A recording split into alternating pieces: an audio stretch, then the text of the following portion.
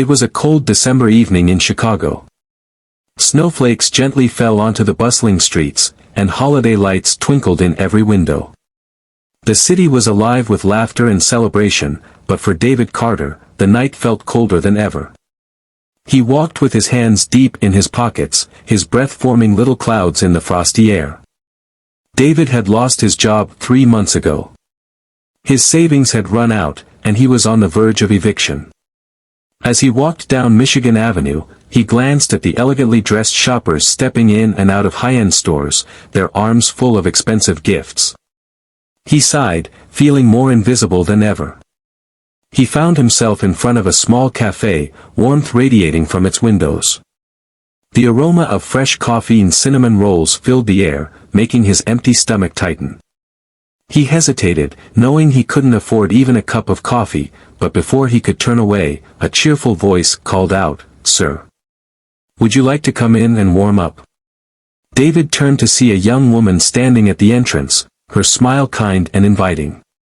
She was in her mid-20s, wearing a green apron with the cafe's logo. Her name tag read Sophie. I can't afford anything," David admitted, looking down in embarrassment. Sophie's smile didn't waver. "That's okay. Come on in. A warm place and a cup of coffee can do wonders." Hesitantly, David stepped inside. The warmth was immediate, wrapping around him like a comforting embrace. Sophie handed him a steaming cup of coffee and placed a plate with a freshly baked muffin in front of him. "On the house," she said with a wink. David's eyes welled up. "Why are you doing this?" he asked, his voice thick with emotion.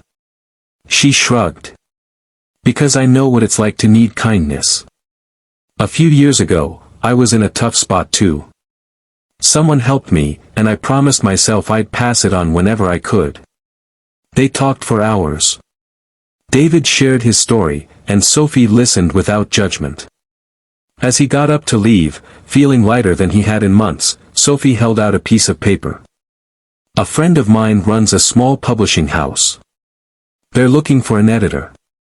Call this number tomorrow. I have a feeling you'd be great." David stared at the paper, barely believing what was happening. He had worked as a journalist before losing his job. Could this really be a chance to turn things around? The next day, he made the call. 1 week later, he started his new job. Months passed, and life slowly got better. David never forgot Sophie's kindness. He returned to the cafe often, sometimes just to say hello, sometimes to pay for someone else's meal. Years later, when he had built a successful career, he found Sophie again. This time, he was the one handing her a piece of paper, a check big enough to help her open her own cafe. "You changed my life," he said. "Now it's my turn." A small act of kindness had changed everything.